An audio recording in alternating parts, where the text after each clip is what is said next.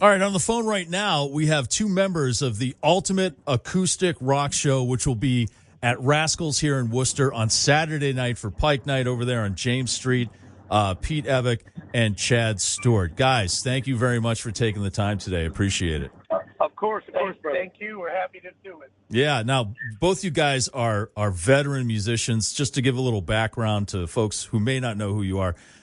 Pete Evick, you have been with Bret Michaels Band, Bret Michaels from Poison for how long now? Has it been like 20 years?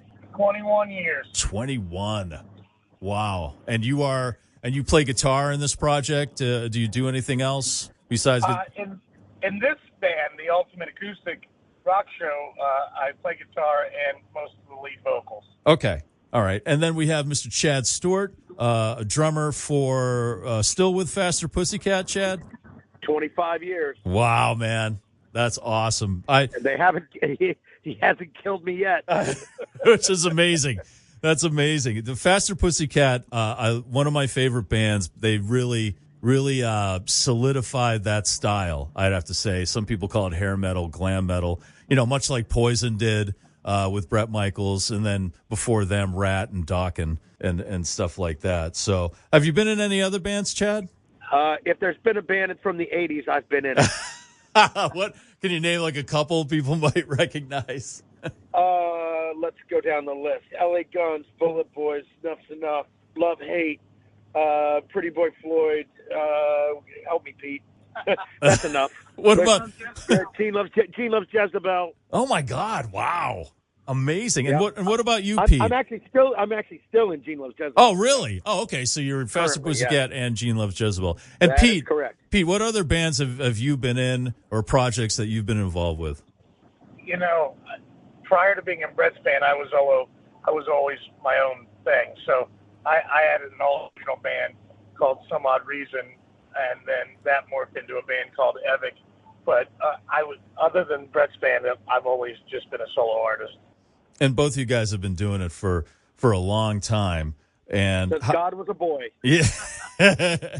How did this particular project, the Ultimate Acoustic Rock Show, how did that come together? Actually, Eric Brittingham from Cinderella's Fault. Really?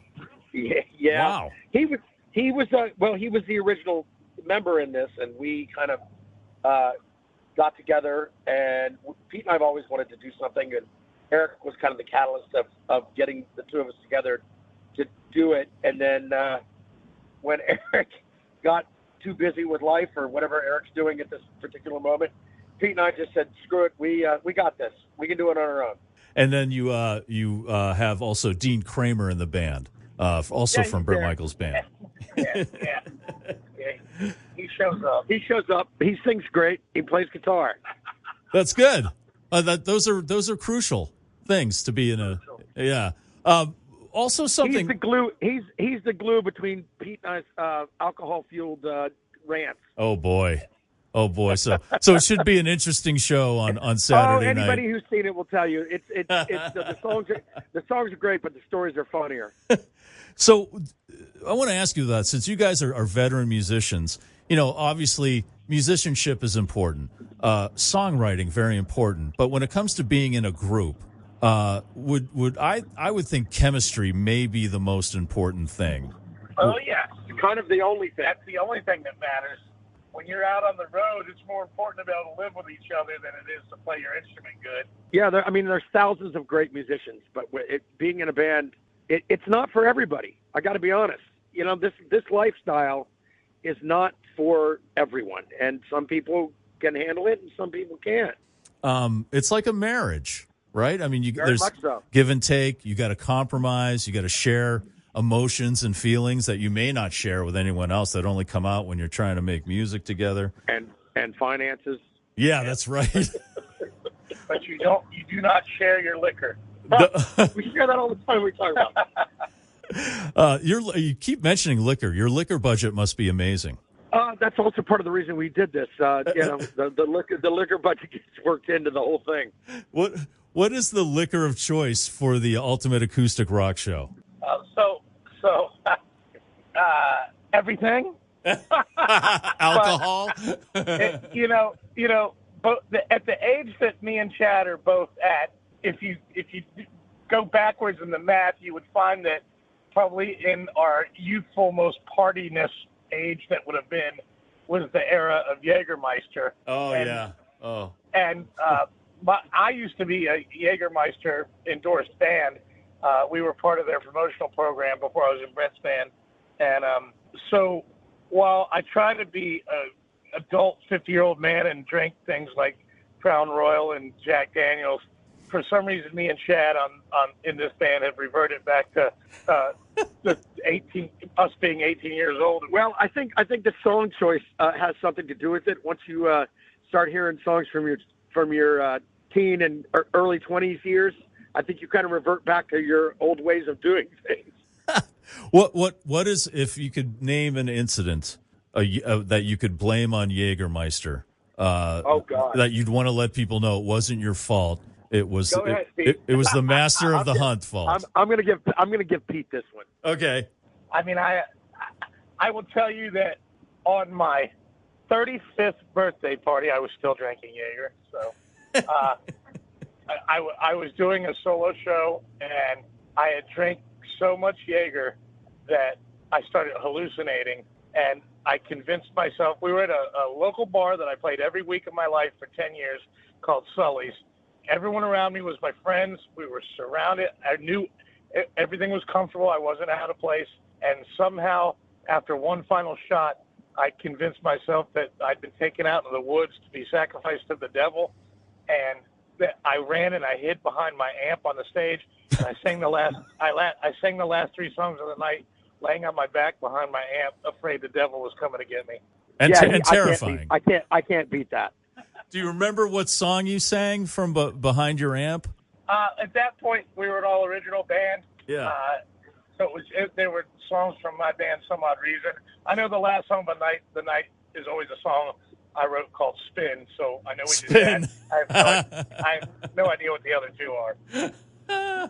That's unbelievable. I mean, I've had blackout moments, but that's never thought, Satanists were dragging me into the woods. Yeah, he wins on that one. Yeah. I thought one night I saw my drummer turn into Bigfoot, and it scared me so much in Arizona that I climbed up in a tree and literally slept in a tree till the next morning, till our tour manager and the hotel manager were poking at me, trying to get me out of the tree. Was this also Jägermeister? Yes, absolutely. You gotta write. I think the devil that Pete's running from is actually Jägermeister. Yeah, it's got a deer head with antlers. Hey, deer blood is the life. It's life affirming, shall we say? Yeah. Oh, so you guys, you mentioned earlier, the song selection may get interesting as the booze flows. So what music are you playing? You doing originals too? Are you doing just covers? Right now, it's just covers. Okay. And we do kind of a chronological timeline.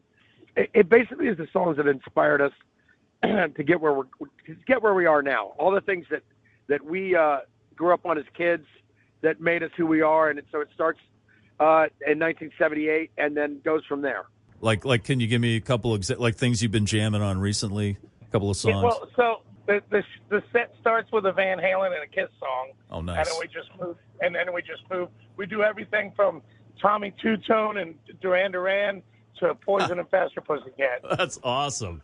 And then from there, you just let the booze guide the show. Is that it? Yeah, kind of. Awesome. So Steve, you have a couple of the side things. So you've written some books, right? I have. Yeah. So Sure. I'm looking forward to the Jägermeister Chronicles, or unless you've already done something like that. So in my second book, MTV Famous, I tell a handful of Jägermeister-laced stories. But they're a bridge to save the innocent. Right. Oh, that's very considerate. And I haven't written any Jägermeister stories because statute of limitations hasn't run out yet. Right. That's very wise. You have a very good legal team. And you, Steve, you also have a candle making business. What is the most interesting scent you have in your line? It's hard to say. Mountain Dew's pretty interesting. We actually make a Mountain Dew scented candle and everyone that smells it kind of freaks out because it smells just like it. It's crazy. Yeah. You guys should get a Dr. Pepper one too, or Mr. Pibb, I guess, depending where we've you done are. it. I've done the Dr. Pepper candle. It's great. Oh, nice. It's funny because I do a lot of custom work for other people. I've had to do pickle candles. I've done liquor candles. I've done gunpowder. I've done race car fuel. I've done all kinds of strange custom orders. Have you done one that smells like 5 guys that have been in a van for a month? You know what? There is a band out of New York that ordered a candle that basically wanted that thing, and we did whiskey and leather and a couple different things together, and it was supposed to be it was very much supposed to be a 5 guys living on the road together scent. Oh, that's funny. And what is the name of your candle company in case people want to look you up? Shining Soul Candle Company, and it's S-O-L. Soul is spelled S-O-L. Okay. And then Chad, so I was reading in your bio on the Faster Pussycat site. Are you like somewhat of a chef or a cook? I am. Yes.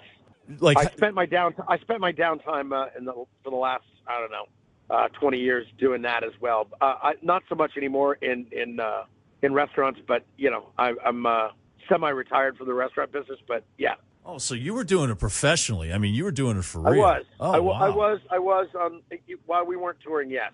Wow. And then what's your specialty? I'm kind of all over the map, as you can tell. Jägermeister, right? Is that? Yeah. Not while I'm making food, but yeah. Well, in that same vein, what is the best road food in your opinion, Chad, and Steve too, if you have an opinion on that?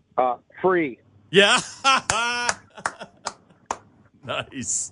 Is this something that you just do in between bands, or are you guys gonna? Like, I know you're saying you just do covers and stuff, and obviously you guys are having a great time, but is there any plan to, like, maybe do original music together, record something? Very much so. Oh, nice. Very much so. We actually we're actually working on it right now as we speak. Well, great. Well, looking forward to seeing you guys. It's the Ultimate Acoustic Rock Show, Rascals in Worcester, Saturday night for Pike Night, James Street. Plenty of free parking. I think the doors open at 7. Get there early and get tuned up so you can be as tuned up as these guys when they make it to the stage. Or just do it with us. Oh, okay. Your choice. Yeah, you can. They'll guide your alcohol consumption and play some awesome tunes for you. Exactly right. You buy us drinks, we'll show you how to have a good time. Fair. That sounds like an even trade, man. All right, Pete Evick and Chad Stewart, and then Saturday night they'll be joined by Dean Cramer for the Ultimate Acoustic Rock Show. At he'll be there. Yeah, he'll show up for this one. I think so. All right, awesome guys. Thank you so much for taking the time. We appreciate it. Of course.